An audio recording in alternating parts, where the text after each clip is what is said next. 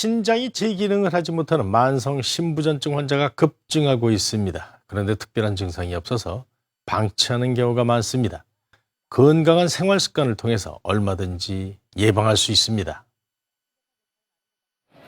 우리 몸에 노폐물을 걸러 소변으로 배출하는 장기인 신장. 건강보험심사평가원에 따르면 최근 5년 새 만성 신부전증 환자가 37.1%가량 증가했는데요.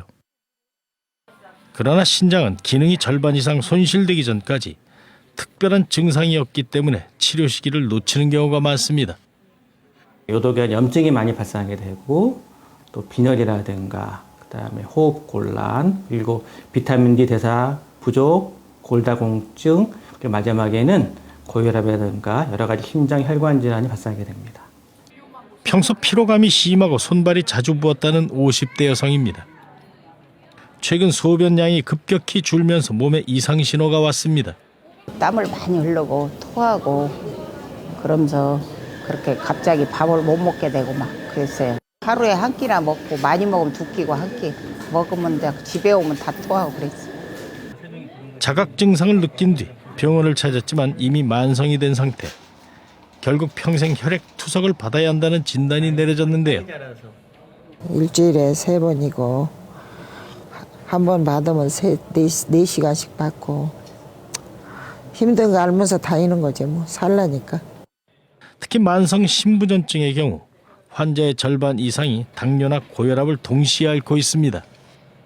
그런데 최근 당뇨와 고혈압 외에도 영양 상태나 우울증 같은 위험 요소가 만성 신부전증 환자의 사망률을 높인다는 연구 결과가 발표됐습니다.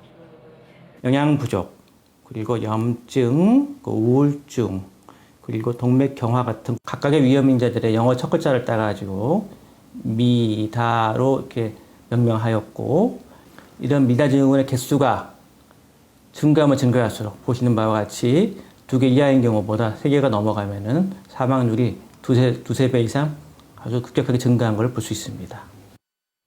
특히 한번 손상된 신장은 기능을 회복하기 어렵기 때문에 꾸준한 치료가 필요한데요. 증상이 심하지 않다면 약물 치료와 생활습관 개선만으로도 좋아질 수 있지만 말기라면 혈액이나 복막 투석 또는 신장 이식 수술을 받아야 합니다. 혈액 투석은 인공적인 막을 이용해서 노폐물을 걸러내는 것이고 복막 투석은 우리 몸에 있는 복막을 이용해서 노폐물을 제거하는 것입니다.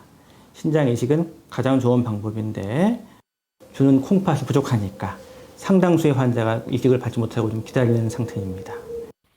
꾸준한 관리가 무엇보다 중요한 만성 신부전증. 정금순 씨는 하루 30분가량의 운동을 꾸준히 하고 있는데요.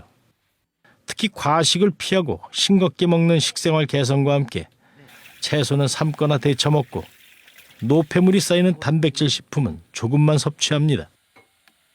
된장국도 끓여서 먹고 생배추 삶아서 무쳐도 먹고 번거롭지만 건강을 위해서 무엇보다 혈관 건강이 좋지 않은 술과 담배는 반드시 끊어야 하고 소변 검사를 통해 혈뇨나 단백뇨는 없는지 또 혈압은 정상인지 자주 점검하는 것이 중요합니다.